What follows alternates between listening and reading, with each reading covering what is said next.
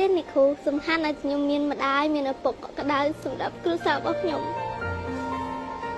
មិនថាខ្ញុំក្រលំបាកប៉ុណ្ណាខ្ញុំនៅតែតស៊ូដើម្បីឪពុកម្ដាយរបស់ខ្ញុំនិងបងប្អូនរបស់ខ្ញុំនៅពេលដែលយើងលក់អត់ដាច់យើងទៅដល់ផ្ទះពេលខ្លះដៃអត់បាន 15000 ហ្នឹងអត់ដែរអ្នកគ្រូពេលខ្លះអត់មានភ្ញៀវចឹងទៅយើងទៅហ្នឹងអត់មានអាគេទិញអ្នកម៉ាក់ក៏ស្ដីឲ្យយើងអត់គាត់ថាមិនដាច់ទេឲ្យទៅកូនហូបជាមួយទឹកស៊ីអ៊ីវក៏បានណាគាត់ថាអញ្ចឹងពេលខ្លះក៏មកកន្លះកំប៉ុងខ្ញុំហូបគ្នា7អ្នកក៏មានកំប៉ុងទៀតមកហូបគ្នា7អ្នកក៏មានពេលណាបានហូបឆ្ងាញ់ដូចគេនៅពេលដែលយើងញ៉ាំមួយពងទាមួយទឹកស៊ីអ៊ីវអញ្ចឹងតែក្នុងចិត្តយើងដែលយើងចង់ញ៉ាំតែក្តីសម័យយើងចង់បានបាយមួយពេលឆ្ងាញ់តែយើងចង់ញ៉ាំមួយម្ហូបអីគេខ្ញុំចង់សម្រាប់ខ្ញុំបានហូបខ្លួនឯងក៏បានដែរសំខាន់អីតើឪពុកម្ដាយនិងបងប្អូនរបស់ខ្ញុំហូបឲ្យបានឆ្អែត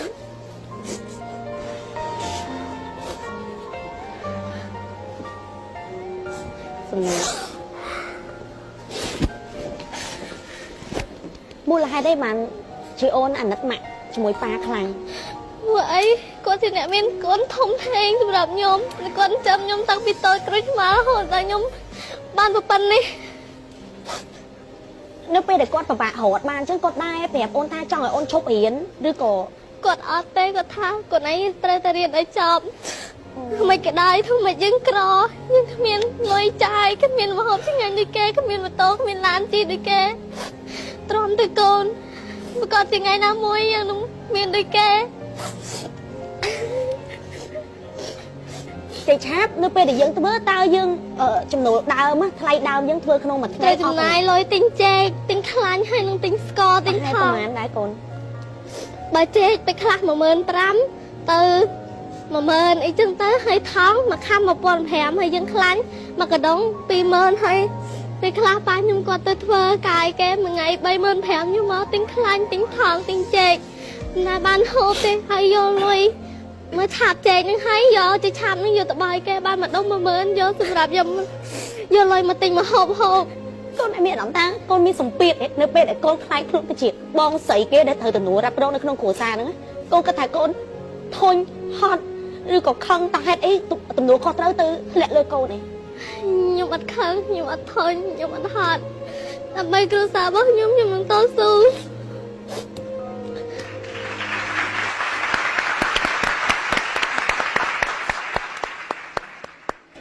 បងពិតជាក្តុកក្តួលទស្សនិកជនក៏ដូចជាបងប្អូនកុមារាកុមារីដែលកំពុងតែតាមដានសាសនានៅក្នុងកម្មវិធីទៅខ្លាំងក៏មានអារម្មណ៍ក្តុកក្តួលបងសូមកោតសរសើរអំពីទឹកចិត្តកតញ្ញូរបស់ប្អូនគឺមិនអាចកាត់ថ្លៃបានទេប្អូនចាមានចំណុចមួយធ្វើឲ្យទឹកដីរបស់ខ្ញុំស្រក់ពេលដែលប្អូនស្រីនិយាយពីប្រវត្តិគ្រួសាររបស់គាត់រាល់ថ្ងៃគាត់និយាយមកថាទោះមានរឿងអីកើតឡើងក៏ដោយក៏គាត់សម្រុះទៅដោយមានក្តីសុខជួបជុំគ្រួសារចំណុចនេះវាធ្វើឲ្យខ្ញុំរំជួលចិត្តខ្ញុំពីក្មេងខ្ញុំមិនដែលនៅមួយម៉ាក់ខ្ញុំទេក្បត់ពីកក់ក្ដៅដឹកម៉ាក់តែប្អូនទូប្អូនពិបាកតែប្អូនក៏បានជំរាបពុកម៉ែបងប្អូនដល់គ្នាថាជួយខ្ញុំពិបាកតែសម្មាននៅចិត្តគ្រួសារមានភាពអស់ក្ដៅបាទបងកាប៉ិនអូនក៏បងហូបទៅមួយសៀងដែរពិបាកអត់ការងារម៉ែចេញលក់បន្លាស់ខ្ញុំធ្លាប់និយាយមកណាពិបាកដូចគ្នាគ្មានណាកើតមកស្រួលទេហើយពេលខ្លះមានលុយក៏មិនស្រួលដូចអូនឥឡូវដែរទៅពេលដែលបងហៅបានទៅជាគិតច្រើនផ្នែកអីផ្សេងអត់មានសេចក្តីសុខដោយសារតែយើងមិនចេះបង្កើតសេចក្តីសុខខ្លួនឯងអញ្ចឹងអូនពិបាកពេលហ្នឹងប៉ុន្តែណៃមានសេចក្តីសុខខ្លាំងណាស់ប៉ុន្តែក៏មិនប្រកាសថានៅពេលដែលយើងរកបានក៏យើងមានសេចក្តីសុខដែរសំខាន់